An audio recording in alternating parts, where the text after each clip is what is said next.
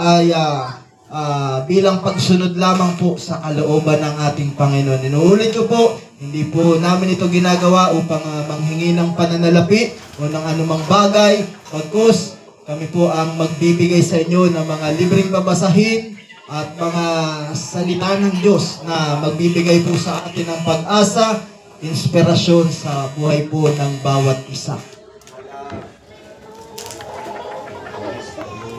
Hello. Okay, at bago po kami magpatuloy ay nais po namin manalangin sa ating Panginoon. Dakilang Diyos, salamat po sa hapong ito, sa magandang panahon at pagkakataon na iyong ipinagkaloob upang ang iyo pong salita ay maibahagi po sa lugar na ito.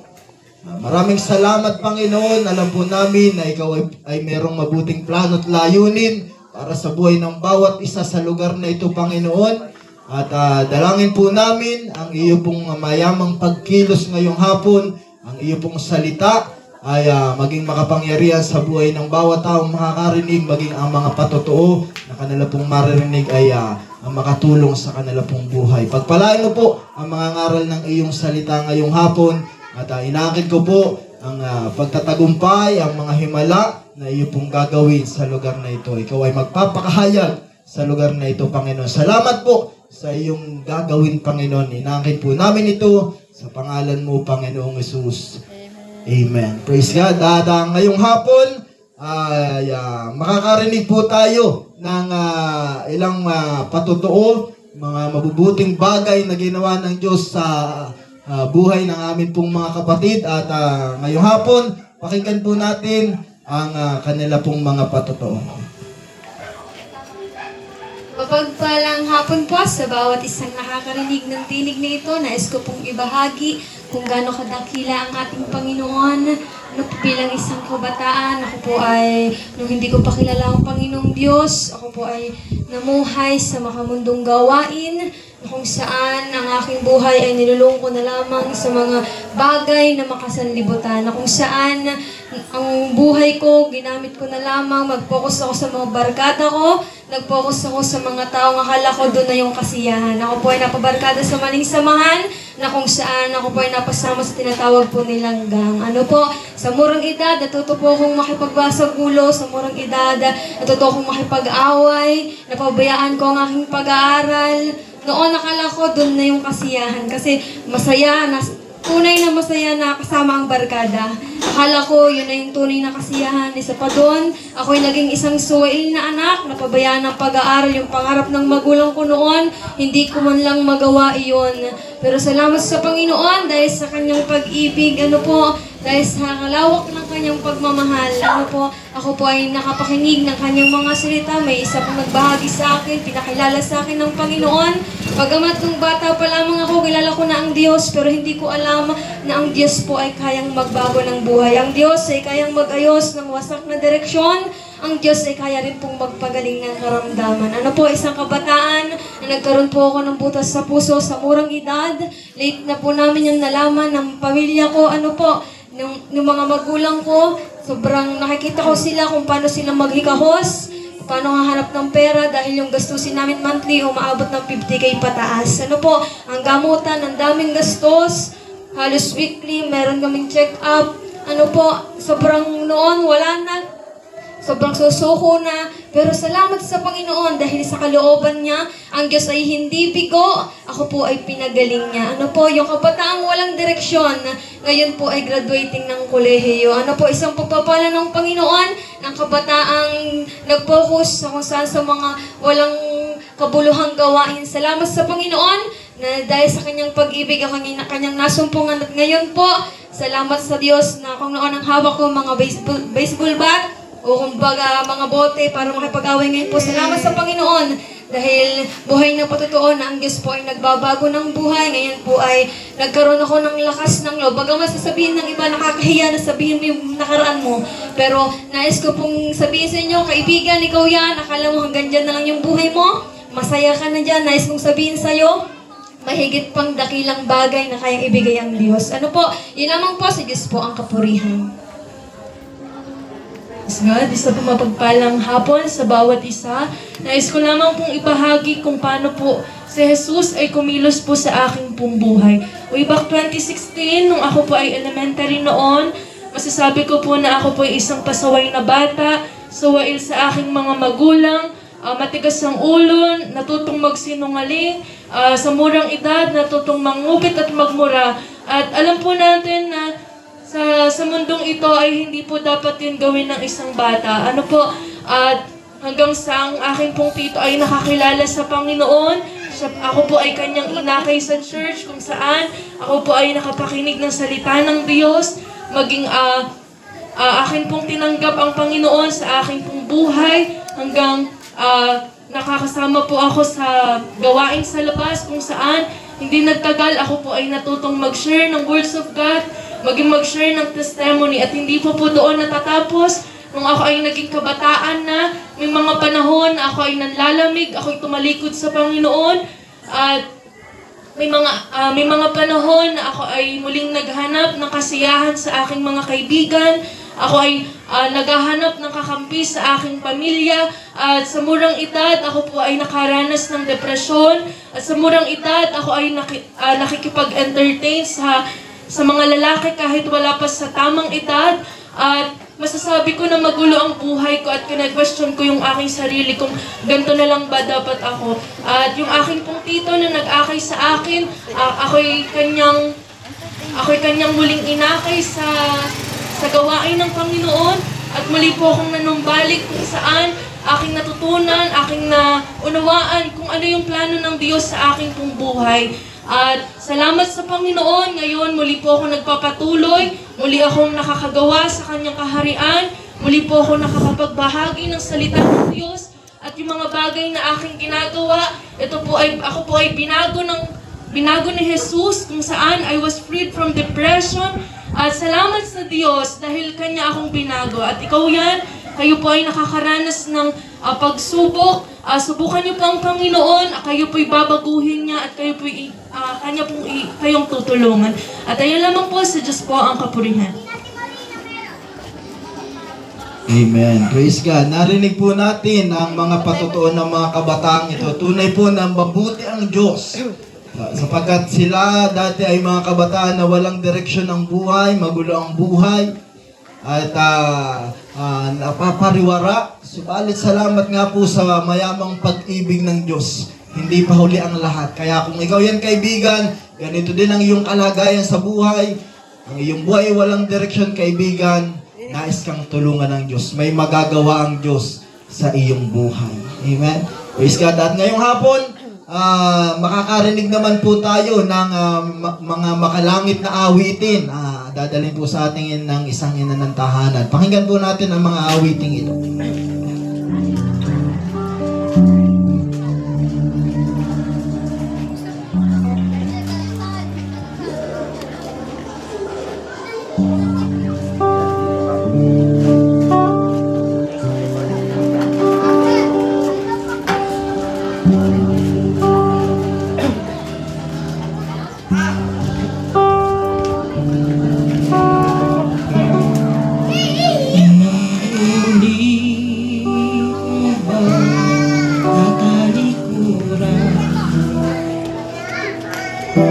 Pag-ibig niya nakaraan, isa lang ang buhay mong tangan.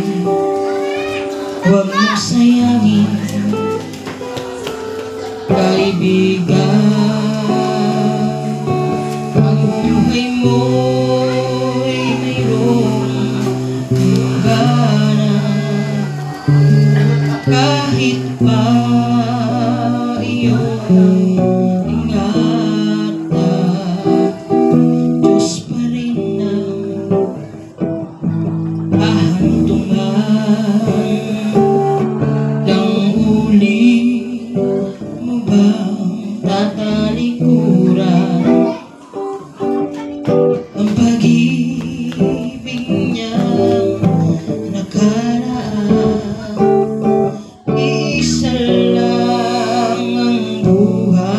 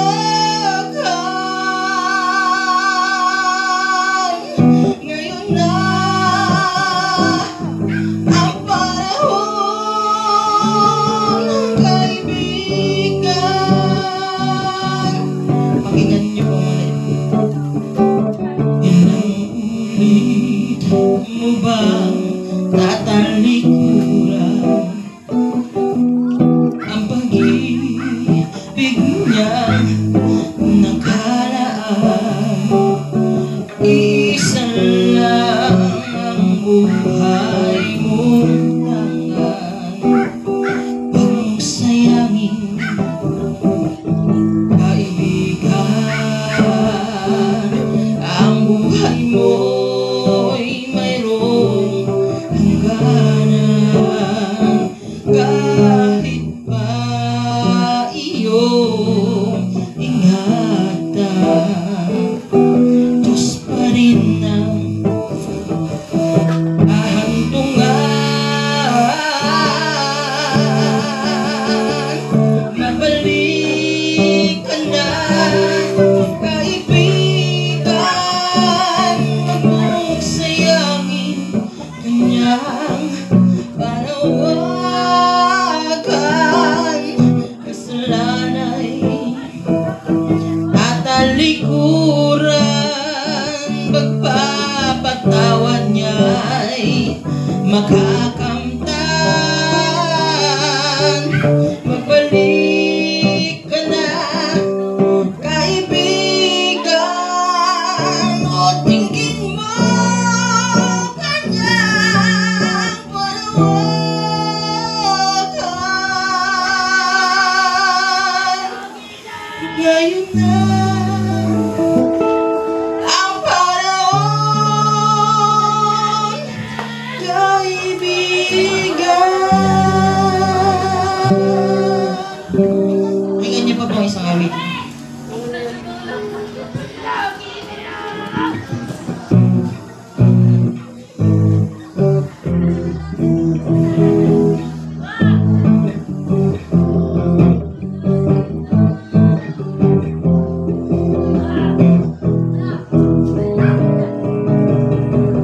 O kaibigan, kinakailangan ika'y magbago na.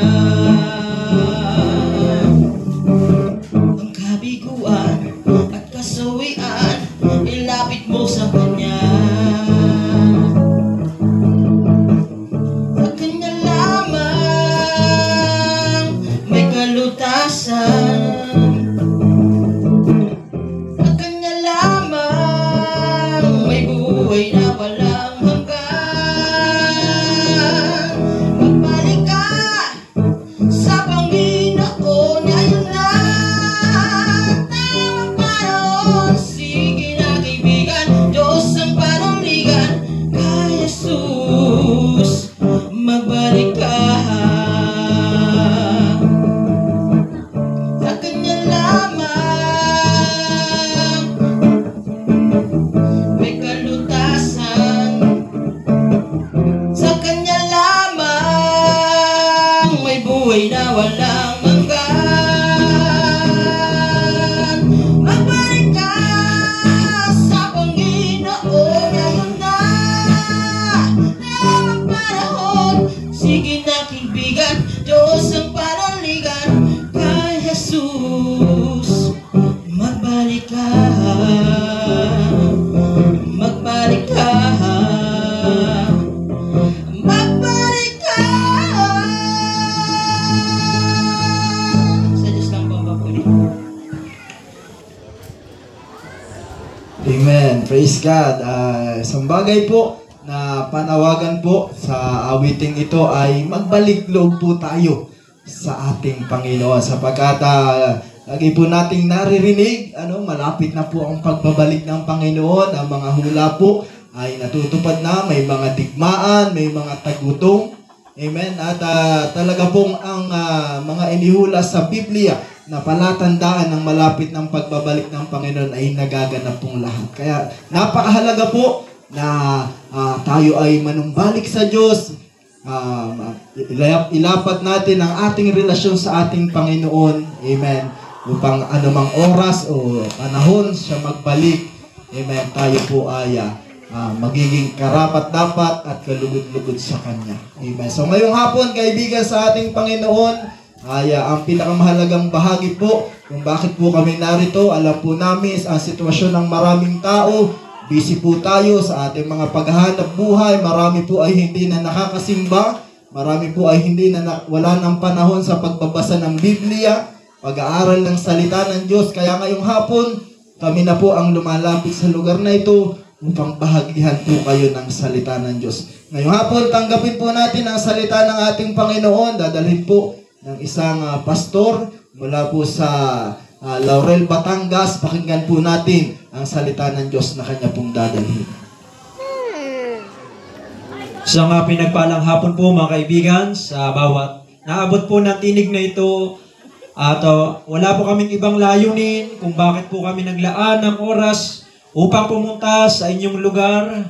Ang amin po lamang nais ay ipaunawa sa bawat isa, ipakilala po sa bawat isa sa inyo na kailangan mo si Jesus sa iyong buhay. Kailangan natin si Jesus sa ating buhay. Itong napakalaking katotohanan, kaibigan, na dapat maunawaan ng bawat tao. At ito ang dahilan, kaya po kami naparito, mga kaibigan sa Panginoon. Bago po ako magbasa ng isang talata, nais ko munang manalangin. Diyos, amang banal, salamat sa pagkakataon, Panginoon, may bahagi namin ang mabuting balita sa lugar na ito'y maging pagpapala sa kanila. Hindi lamang sa pisikal na kalagayan, higit sa lahat sa spiritual, Panginoon. Matanggap nilang iyong biyaya at ang nais at plano mo sa buhay nila ay mag-umpisa, Panginoon, sa pamamagitan ng kanilang gagawing pakikinig at pagbubukas ng puso para sa iyo, Panginoon. Salamat po, O Diyos, sa iyong pangungusap na gagawin sa bawat tao sa lugar na ito, sa pangalan ni Jesus. Amen. Sabi po ng Biblia, mga kaibigan, sa aklat ng Mateo, isang napakahalagang salita na lumabas sa bibig ng ating Panginoon. Mateo chapter 4 verse 4, ang sabi ng Bible, datapwat siya'y sumagot. At sinabi na susulat, hindi sa tinapay lamang mabubuhay ang tao, kundi sa bawat salitang lumalabas sa bibig ng Diyos. Marahil napakinggan mo na ang talatang ito. O kaya naman ay nabasa mo na rin kung ikaw ay merong Biblia. Subalit hindi mo gaanong naunawaan ano bang kahulugan nito sa ating buhay. Yung sinabi ni Jesus na hindi lamang sa tinapay nabubuhay ang tao. Sa Bible, mga kaibigan, pag sinabing tinapay, hindi lang ito tumutukoy sa literal na tinapay. Kundi pag sinabing tinapay o bread, ito yung tumutukoy sa ating pangangailangan. Basic needs. Kaya unang-una, nais ko pong makita natin na ang bawat tao ay merong pangangailangan. Merong pangangailangan sa bawat araw. Ang sabi nga na mga nag-aaral, mga ekonomista, na maging sa ating bansa, ang mga tao raw ay o tayo ay nasa kalagayan ng hindi matapos-tapos na pangangailangan. At ito po ang realidad ng buhay. Lahat ng tao ay may pangangailangan. Ito ang laging idinadahilan natin. Dahil meron akong kailangang unahin, dahil meron akong pangangailangan. At marahil hindi masama na gumawa ka ng paraan para matugunan ang iyong pangangailangan. Nandiyan ang mga pagtatrabaho. Hindi po masama ang mga bagay na yan kung bakit nga ang mga estudyante ay nag-aaral dahil pagdating ng panahon sila'y magkakaroon ng pangangailangan na mas higit pa kaysa sa kasalukuyan. Subalit nais ko pong tingnan natin ang konteksto ng talatang ito. Ito po yung pagkakataon, yung sitwasyon na si Jesus ay nag-ayuno ng 40 araw at 40 gabi. Pag sinabing pag-ayuno, hindi siya kumain sa loob ng mahabang panahon at dahil doon siya'y nakaranas ng gutom. Sa pagiging tao ni Jesus, siya'y nagutom at dahil doon, ang sabi ng Bible, si Jesus ay tinukso ni Satanas. Ang sabi ni Satanas, kung ikaw nga ang anak ng Diyos, gawin mong tinapay ang batong ito. Kaya ang sabi ni Jesus, hindi lamang sa tinapay nabubuhay ang tao, sinagot niya ang panunuksong ito ni Satanas. Mga kaibigan, sinong nakaalam ng ating panahon ay ito rin ang tukso na inilalagay sa bawat tao. Gusto ng tao lagi madalian. Kasi ang sabi ni Satanas, yung bato gawin mong tinapay. Alam natin si Jesus ay makapangyarihan. Kaya gusto ng kaaway na madaliin ni Jesus na matugunan ang kanyang pangailangan. Ganito ang ginagawa ng maraming tao dahil sa salitang pangangailangan, gumagawa sila ng mga mabilisang hakbang, minsan ay maling desisyon para matugunan ito. Kaya may mga taong sila'y nakakapagnakaw dahil sa pangangailangan. Kung ating makikita ang mga balita, alam ko ang bawat isa ay aware tayo sa mga balita sa social media, sa telebisyon. Maraming pumapatay, maraming nangingidnap, nagnanakaw. Bakit nila ginagawa ito? Dahil sa isang salita, dahil sa pangangailangan. Meron kasi akong mabigat na pangangailangan. Kagaya ng sinabi ni Satanas kay Jesus, gawin mong tinapay ang batong ito. Mabilis ang paraan, instant agad. At ito po ang realidad ng ating panahon. At dahil doon maraming tao ang pumapasok sa kasalanan, at higit sa lahat ay nalalayo sa kalooban ng Diyos. Dahil ang laging nagiging dahilan natin ay meron akong pangangailangan. Bakit ko uunahin ang Diyos? Meron akong pangangailangan. Kailangan ko itong unahin. Kaibigan, sa ating pong Panginoon, ito ang dapat nating maunawaan sa pangalawang bagay na aking nais sabihin. Ang tao ay may mas higit pang pangangailangan kaysa sa pagkain at material na bagay. Ang sabi ni Jesus, nasusulat hindi lamang sa tinapay, hindi sa material na bagay o pera lamang nabubuhay ang tao, kundi sa bawat salita nagmumula sa bibig ng Diyos. Nais kong unawain natin ano ba yung sinabi ni Jesus sa bawat salitang nagmumula sa bibig ng Diyos. Ano ba yung salita? Ang sabi ng Bible, John chapter 1 verse 1, nang pasimula naroon na ang salita. Kasama ng Diyos ang salita at ang salita ay Diyos. Sabi ng John 1:14, ang salita ay nagkatawang tao. Ngayon yung sinasabi ditong, ang tao ay nabubuhay hindi sa mga bagay na pisikal, kundi sa pamagitan ng salita. Ang tinutukoy ay si Jesus. Na kaibigan, kung kailangan mo ang material na bagay, higit mong kailangan pala sa buhay mo si Jesus. Ang salita na nagkatawang tao, sabi ng Bible, siya ang berbo. Siya yung nagkatawang tao para sa bawat isa atin. Bakit yung ginawa ng Panginoon? Dahil ikaw at ako ay nagkasala, makasalanan sa harapan ng Diyos. Sabi ng Romans 3:23, sapagkat ang lahat ay nagkasala at walang sino man nakaabot sa kaluwalhatian ng Diyos. Romans 3:10, walang matuwid, wala kahit isa. 1 John 1:10, ang sabi ng Bible, kung sinasabi mong ikaw ay hindi nagkasala, ginagawa daw nating sinungaling ang salita ng Diyos. Kaya kaibigan, ang napakahalagang bagay na dapat mong maunawaan ngayon, meron kang napakalaking pangangailangan na hindi kayang tugunan ng sanlibutan. At ang pangangailangan yan ay ang pangangailangan natin ng kaligtasan ng kaluluwa. Hindi maibibigay ng pera, pagkain pisikal, o ang pagkain ng diyan. Kailangan mo yan para mag-survive physically. Pero hanggang saan? Darating ang araw, ang sabi ng aklat ng Santiago chapter 4 verse 14, na ang buhay natin ay parang usok, na ito'y lumilitaw at pagdakay nawawala. Hindi mapipigilan ang kamatayan. Kunin mo man ang lahat ng pangangailangan mo sa mundong ito, ang kaluluwa mo pa rin ay hindi matutugunan ng pangangailangan hanggat di mo nakikilala si Jesus.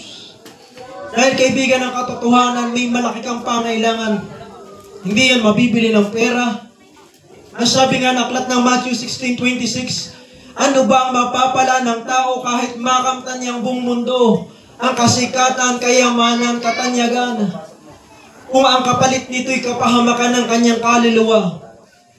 Kaibigan, napakahalaga ng kaluluwa mo sa harapan ng Diyos. Kagaya ng sabi ko kanina, ito ang dahilan bakit si Jesus ay kinakailangang magdusa. Mahigit 2,000 taon nakakaraan namatay sa krus. Ipinako sa krus na buhos ang kanyang banal na dugo para sa iyo at para sa akin. Sabi ng Juan 3:16, sapagkat gayon na lamang ang pag-ibig ng Diyos Kanino? Sa sangkatauhan, ikaw at ako ang tinutukoy.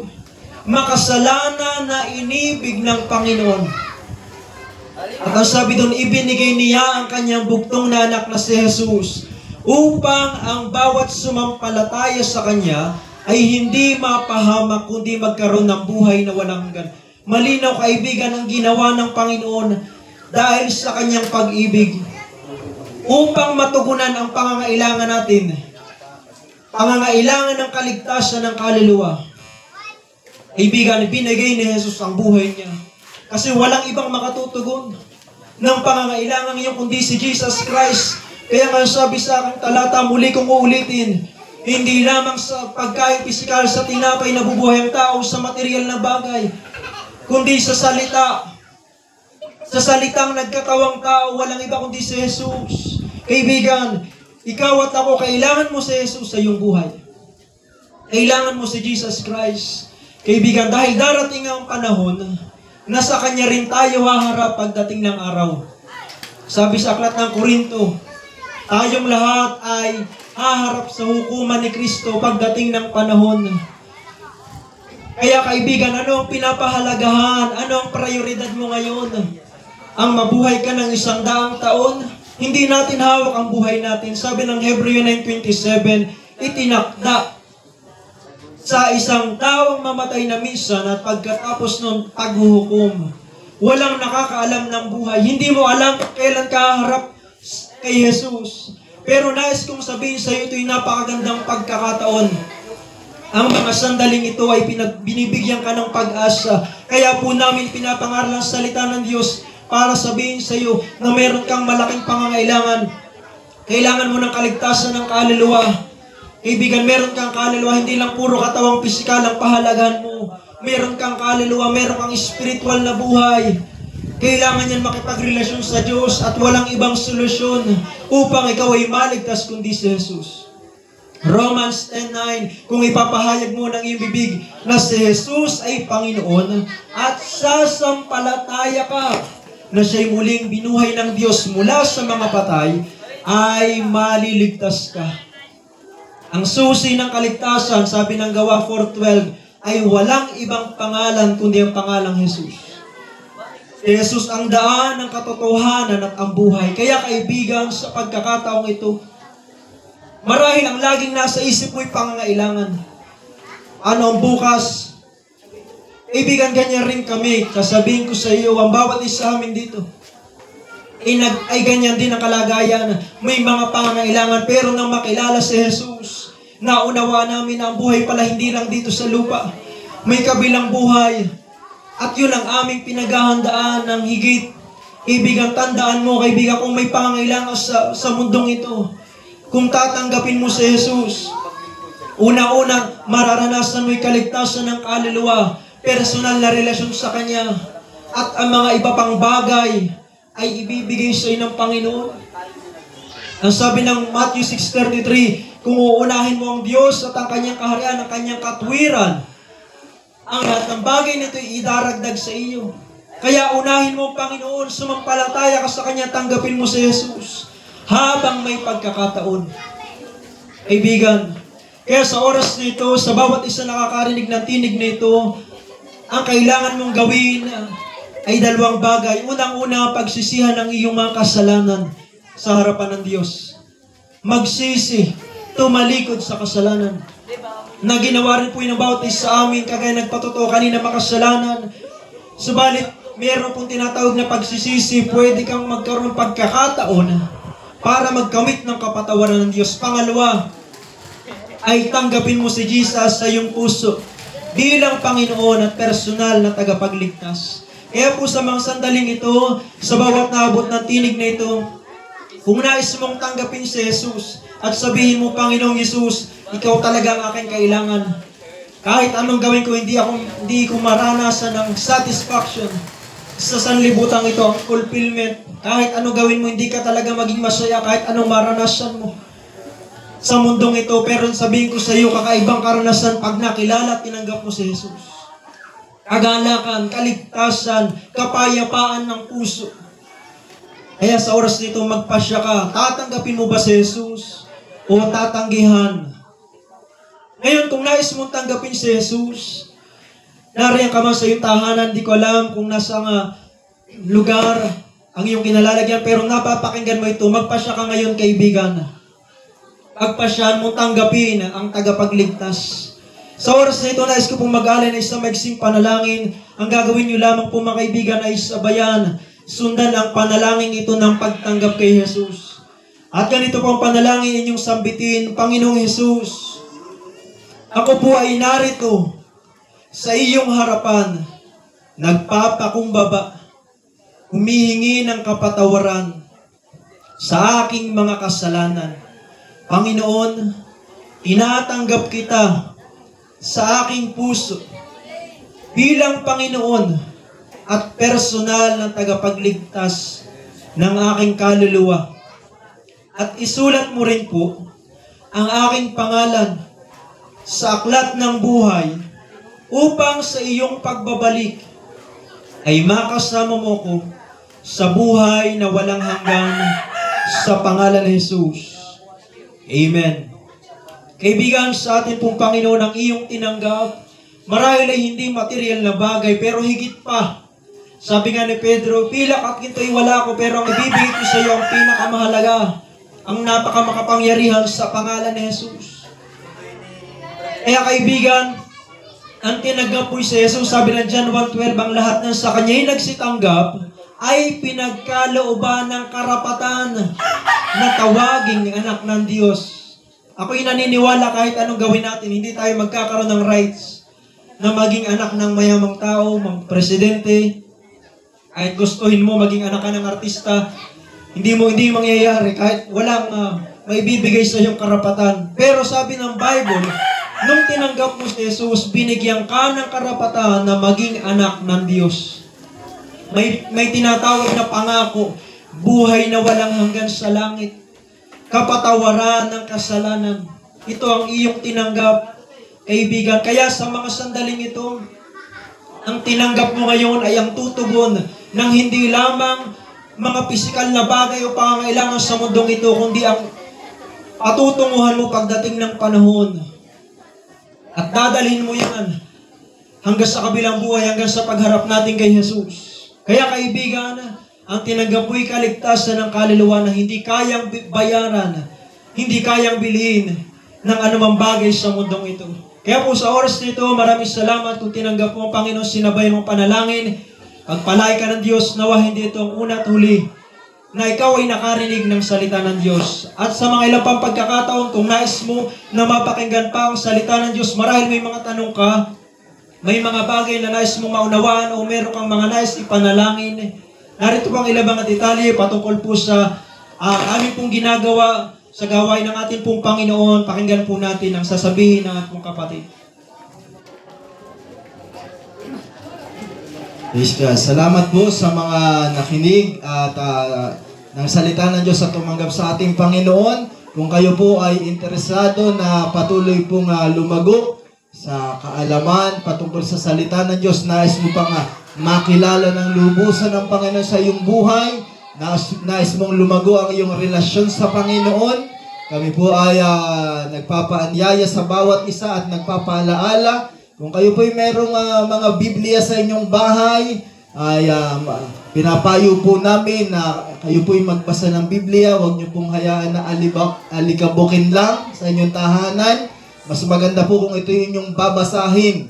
Hindi po totoo yung sinasabi ng iba na nakakabaliw ang pagbabasa ng Biblia. Ang totoo po, ito po ay nakakapagpatino at nakakapag-ayos ng buhay, sapagkat ito po ay punong-puno ng mga katotohanan kung paano po tayo ay makakapamuhay ng nakalulugod sa Diyos. At para po sa mga ilang pabalita pa, kung kayo po ay interesado o naghahanap ng madadaluhan na bahay panambahan o nais niyong makibahagi sa mga pagtitipon ng pag-aaral ng salita ng Diyos, ang amin pong samahan, The Potter's House Christian Center, at meron po kaming bahay panambahan dito po sa Barangay Sabang, sa Pilayco Street. Pagitan lamang po ito ng Alpha Mart at ng Rojan Gasoline Station. tuwing araw po ng linggo ay meron po kaming pagkakatipon. Alas 9:30 nag-uumpisa po yung Sunday School. At 10:30 ang praise and worship at ang pangangaral po ng salita ng Panginoon. Kung kayo po'y walang panahon sa umaga dahil kayo busy sa mga trabaho, mayroon din po linggo ng gabi. Alas 6:30 naman po nagsisimula. At maging sa araw ng Miyerkules, alas 6:30 din po ng hapon, mayroon din pong pagkakatipon pag-aaral ng salita ng Diyos. At mamaya po, isang special po na gawain, meron po kaming bisitang mangangaral. At alas 6:30 din po ng hapon mamaya ay mayroon pong special na pagkakatipon. Kung kayo po'y mayroong may karamdaman, sinubukan mo nang lumapit sa mga manggagamot pero hindi ka gumagaling o kaya naman tinaningan ka na ng doktor sabi himala na lang kailangan mo, subukan mong lumapit sa Panginoon. Kami po nagpapaanyaya, mayroon pong pananalangin para po sa mga may karamdaman. Huwag po kayong mag-alala sapagkat yun po'y libre, wala po kayong babayaran.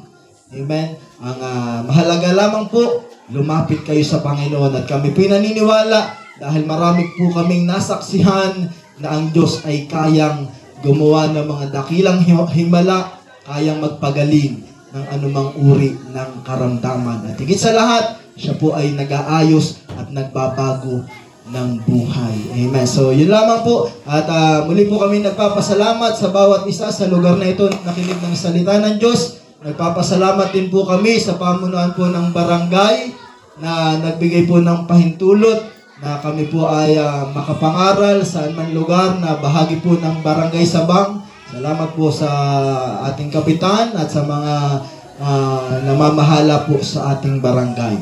At para po sa aming pagtatapos, kami po ay mag-iiwan ng panalangin para sa inyo.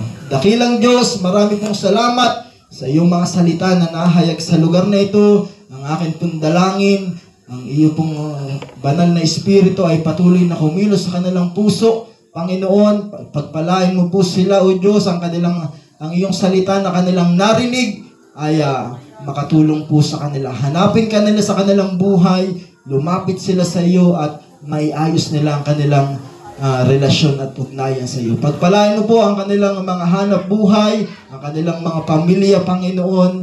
Sa iyo po pinagtatagubilin ang kaligtasan ay dumating po sa lugar na ito, Panginoon. Marami pong salamat sa iyong ginawa at gagawin pa. Ito po ang aming panalangin sa pangalan mo, Panginoong Jesus. Amen. Maraming salamat po. Pagpalain po tayong lahat ng ating Panginoon.